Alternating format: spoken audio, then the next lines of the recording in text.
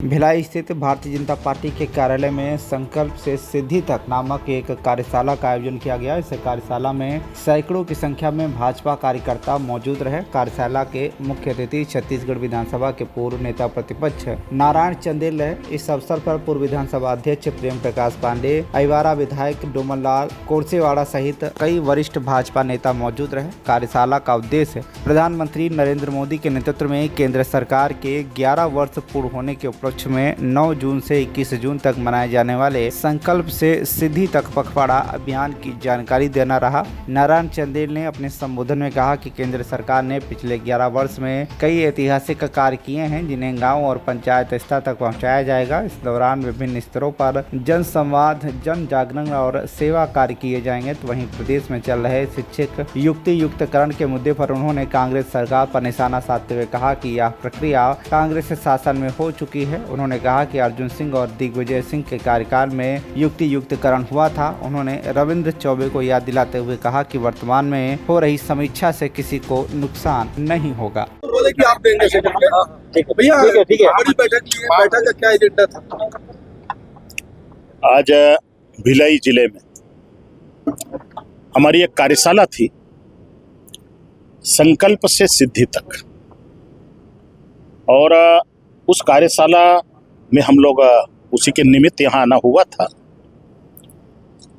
इस कार्यक्रम का जो उद्देश्य है, आदरणीय प्रधानमंत्री श्री नरेंद्र मोदी जी के नेतृत्व में जो भारत की सरकार चल रही है, उसके 9 जून को 11 साल पूरे हो रहे हैं। भारतीय जनता पार्टी ने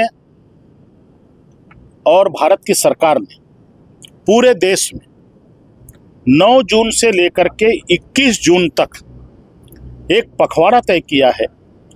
उसमें पंचायत स्तर तक के कार्यक्रम होंगे, अलग अलग आयोजन होंगे। जो 11 साल के मोदी सरकार की उपलब्धि है, केंद्र सरकार ने जो ऐतिहासिक काम किए हैं, उल्लेखनीय कार्य किए हैं, वो बहुत विस्तार से है। उसके बारे में अभी पहली तो प्रदेश में हमारी एक प्रेस वार्ता होगी 9 या 10 तारीख को, फिर 11 और 12 को सभी जिला मुख्यालय में हमारे प्रदेश के अलग अलग वरिष्ठ नेता, सांसद, विधायक, कुछ जगह मंत्री, ये जाकर के प्रेस को संबोधित करेंगे। मोदी जी के पूरे कार्यकाल का विस्तार से उसकी जानकारी देंगे। उसके बाद हमारा चरणबद्ध कार्यक्रम 9 जून से प्रारंभ होगा और 21 जून तक वो चलेगा। इस कार्यक्रम का उद्देश्य यह है कि भारत की सरकार ने आदरणीय मोदी जी के नेतृत्व में पिछले 11 साल में जो काम किए हैं, उसको जन जन तक पहुंचाना, लोगों को बताना, घर घर तक ले जाना, ताकि आम जनता को सही जानकारी हो कि आदरणीय मोदी जी ने इस 11 साल में क्या क्या काम किया।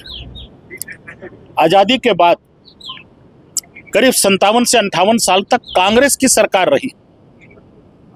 पंच से लेकर प्रधानमंत्री तक इस देश में कांग्रेस का रहा, लेकिन उसकी कोई उपलब्धि नहीं थी, उसकी कोई उल्लेखनीय कार्य नहीं थे।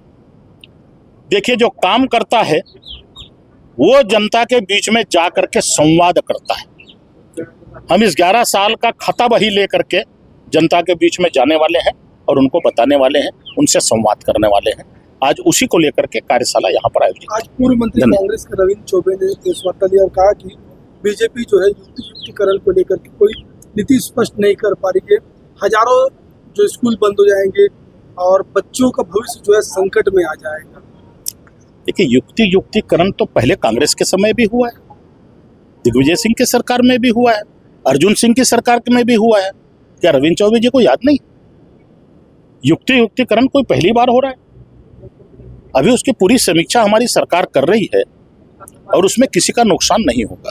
सरकार में डिसीजन कौन ले रहा है वो भी बता रहे कि नहीं बता पा रहे, कोई डिसीजन कौन ले रहा है? कांग्रेस में कौन डिसीजन ले रहा है? रविंद्र चौबे जी को मालूम है कि कांग्रेस के किसी नेता को मालूम? भूपेश जी का अलग बयान आता है, महन जी के सुर अलग हैं, दीपक बैज जी कुछ और बोलते हैं।